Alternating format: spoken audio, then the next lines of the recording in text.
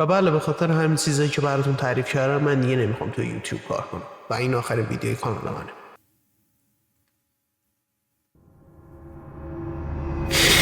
تازه میخوام سبکی جدید بیارم. کجا بابا؟ اشغال. همین الان که این ویدیو رو میخوام آپلود کنم احتمالاً قبلش استریم هم دارم میکنم. به همین راحتی استریم هم هست، ویدیو هم هست. چی از این بهتر؟ من خواستم بهتون بگم که اینستاگرام حسین استیل 100% فالو کنید که لینکش توی دیسکریپشنه. کیک منو فالو کنید. یه استریمای بیشتر بذارم. اگه به 100 تا فالوورش برسونید هر روز استریم داریم. اشغال در اشغال. فکر کنم میخوام سبک جدیدمو بیارم. احتمالاً اولین ویدیوش فردا آپلود میشه که جمعه است. خوشتون میاد مطمئنم. من میدونم. این چپتر انیمیشن رو تموم میشه، چپتر جدید میاد. تلگرام هم دنبال کنید که اخبار بیشتر اونجا میذارم. لینک اونم توی دیسکریپشنه. اگه حال کردی این ویدیو رو نگاه کن و تا ویدیوی دیگر بدرود. این چی بود؟